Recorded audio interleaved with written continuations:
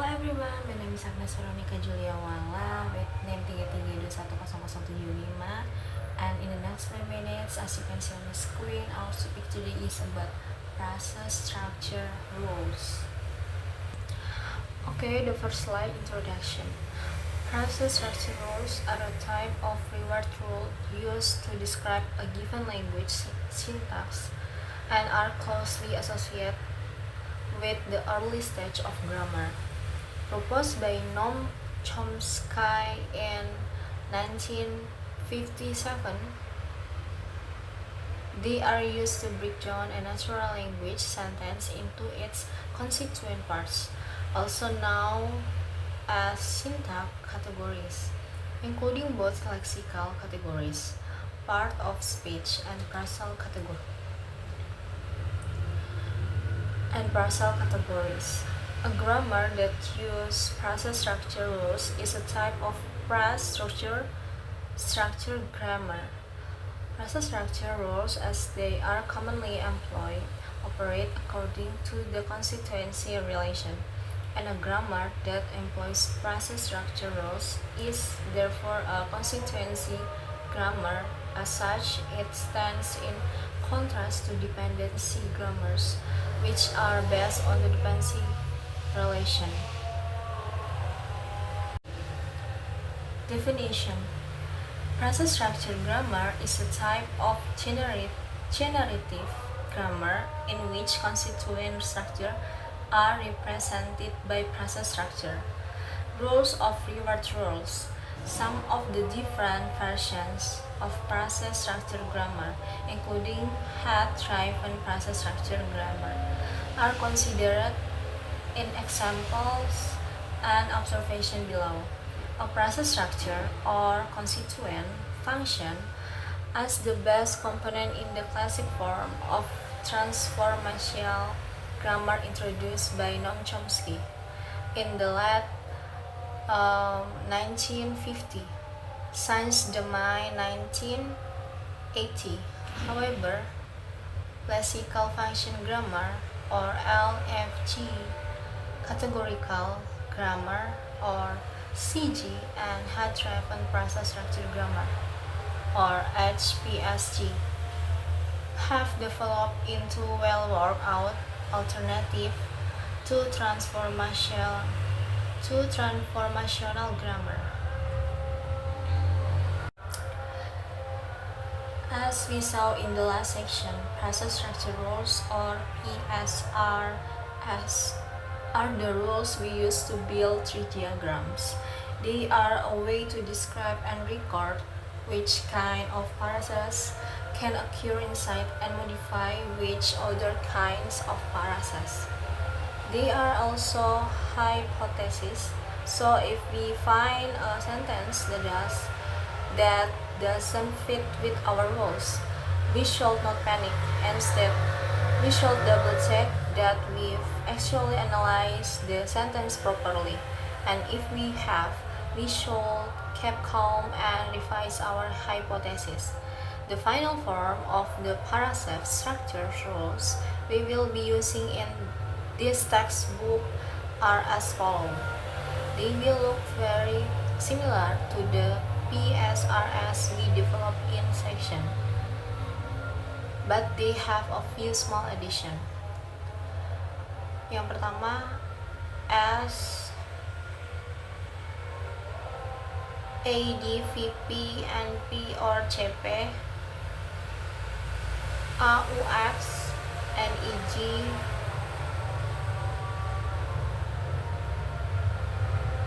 VP ada VP. Yang kedua, CP, COMP, S. Yang ketiga, the third, NP, DAT, NUM, ADGP plus, and PP plus. Next, VP, ADVP plus, V, NP, NP or CP, ADVP plus. Next, PP, DEG, P, and P. Next, ADVP, ADVP, ADV. Next, ADGP, ADVP, ADGPP, PP. Process structure rules try to answer these three questions. What rules are there about what is allowed to modify what? Are there any patterns? If so, how can we represent these patterns? Process structure rules are a formal hypothesis for representing constituency using rules. They indicate what each type of constituent must contain and what they may optional contain. They take the following form: XP, 9YP, XCP plus. In this kind of template, X, Y, and Z are variables representing any category such as nouns, verbs, adjective, preposition, determines. The first part before the arrow is the name of the constituent. The arrow itself can be read as consists of after the arrow. There is a list of the elements that are inside of the constituent in order from left to right. Elements without parentheses are obligatory. Elements in parentheses are optional. A plus sign means you can have as many of that type of constituent as you need.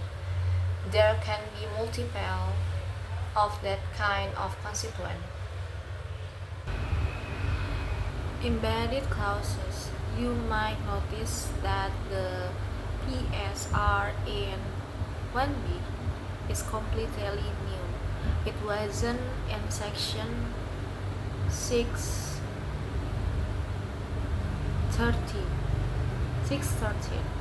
This is the rule that introduced embedded clauses.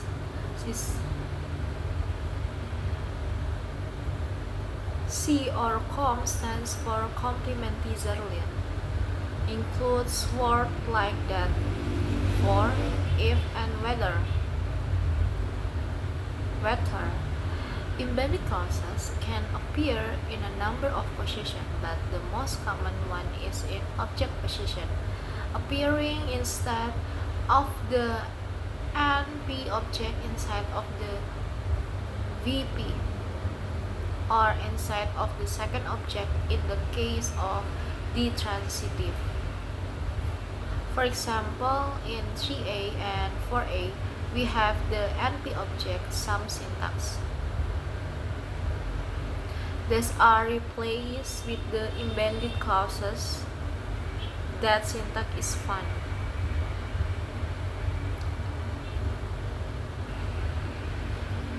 Third, I know some syntax.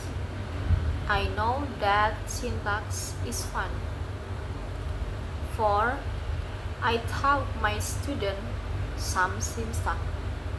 I tell my students that syntax is fun. This is why the VP rule has in P or CP in the second object position. The second object can be an NP or a complementizer phrase, but not both. Another place you might see a clause in this text box is in subject position, as saw in 5.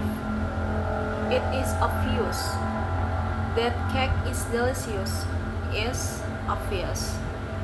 A subject embedded clause is inserted with the PSR.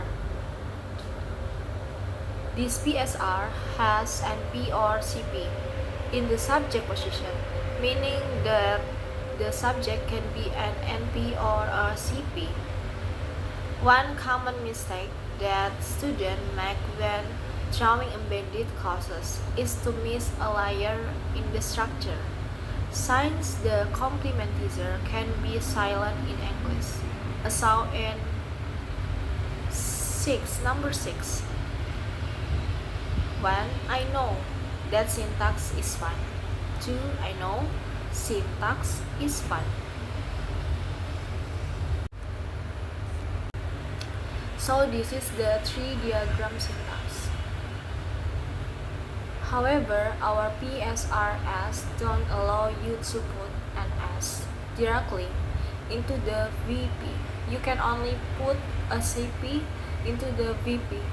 Our PSR rules also don't allow you to put an NP and a VP directly into the CP. They need an S layer, so an embedded cause must always have a CP layer and an S layer. Okay, similar structures. One thing to watch out for is that two sentences or phrases that appear very similar might have very different structure.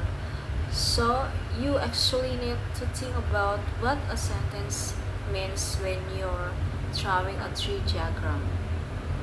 You can just draw it robotically.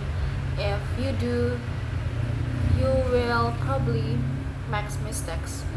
For example, one common mistake is to mix up the constituency in adjective and a verb process. Consider the process in number 7. 1. The big yellow balloon. 2. The very yellow balloon.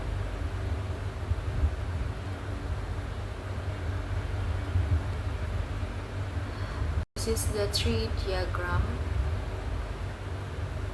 And P. D. E.T. The. ADGP adjective, ADGP adjective, big and yellow, and noun balloon. These two processes look very similar, but they have different structure. And number 7 are those big describe yellow or balloon. Can yellow be big? Not really. The big describe the balloon. So you need to have two separate adjective process, one for big one and one for yellow, but are attached directly to the NP because big modifies balloon and yellow also modifies balloon. Determine the adjective.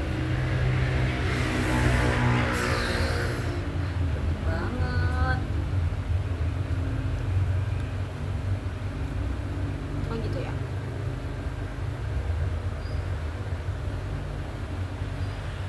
Gini ya. And P, determine the adjective pronoun. Adjective ADVP, adjective very yellow, nounnya balloon. However, 7B is different. Think about it. Does very describe yellow or balloon? Very describe yellow because a balloon can be very. So even though this process look very similar, they have different structure. In 7B, very is an adverb phrase that modifies the adjective, and then that entire adjective phrase very yellow modifies the noun. So this is the end of our presentation today, and thank you.